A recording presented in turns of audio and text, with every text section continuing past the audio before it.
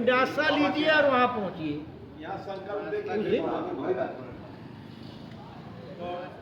शक्ति जो है ना बहुत मजबूत है। वो पूजा करने के सुबह 4 बजे भी मंदिर चली जाती है, उसको मालूम पड़ना चाहिए, है ना। इसलिए कि आप 8 बजे रखेंगे तो 8 बजे ही सब पहुंचेगी, 7:15 में नहीं मिलेगी, 8 बजे पहुंचेगी। हो गया मंच सज्जा व्यवस्था, हो गया 108 कोसी जजमान व्यवस्था, कोसी पाठ व्यवस्था, हो गया व्यास व्यवस्था,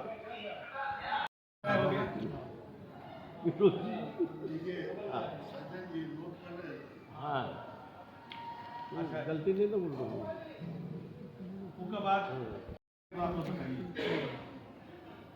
एक तो हो गई आवास व्यवस्था दुर्गापुर, दूसरा हो गया आवास व्यवस्था ललित महल, तीसरा होगा भोजन व्यवस्था द्वारकापुरी, चौथा भोजन व्यवस्था गौशाला।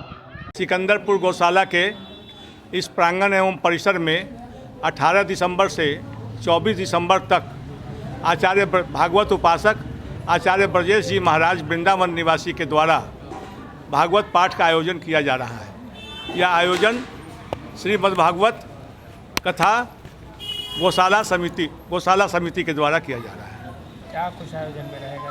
आयोजन के अंदर में भागवत कथा हो रही है, लेकिन इसकी खासियत यह है 40 साल के बाद, इस बीच में 40 साल के बीच में 40 साल पूर्व संत डोगरे जी महाराज की यहाँ कथा हुई थी।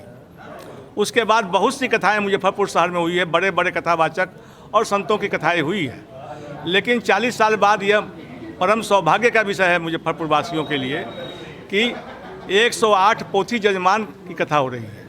मतलब यह है कि 108 भागवत जी की स्थापना होगी, जिसके 108 अलग अलग उसके वाचन करने वाले विद्वान ब्राह्मण श्री धाम वृंदावन से यहाँ पधार रहे हैं और 108 जजमान होंगे। 108 जजमान संकल्प लेकर उनके पूर्वजों के नाम से, उनके पितरों के नाम से, उनके नाम से भागवत का पाठ होगा और भागवत जी की स्थापना होगी। क्या उद्देश्य है इस भागवत कथा के आयोजन? भागवत कथा का उद्देश्य है हर सनातन हिंदू के मन में यह रहता है, जैसा कि भागवत कथा होती है, कि हमारे परिवार में एक भागवत की कथा हो।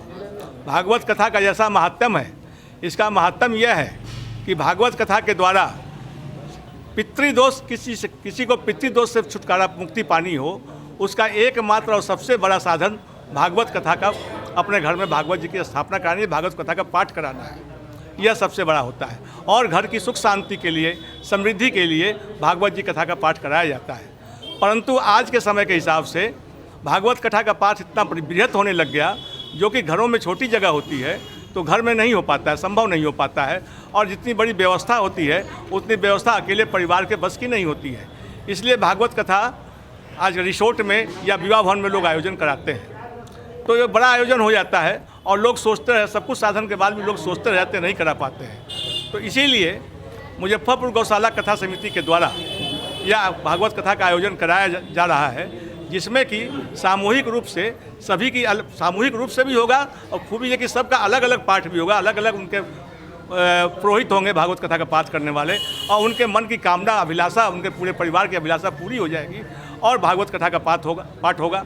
और एक कथा का इतना बड़ा महत्व है तो आप सोच सकते हैं कि 108 भागवत जी का जहाँ पाठ होगा, संस्कृत में पाठ होगा पूरी कथा भागवत जी का, कितना बड़ा महत्व मुजफ्फरपुर शहर के लिए, इनके निवासियों के लिए सुख समृद्धि का कितना बड़ा कारण बनेगा। कब से कब तक किया? यह 18 दिसंबर से लेकर 24 दिसंबर तक।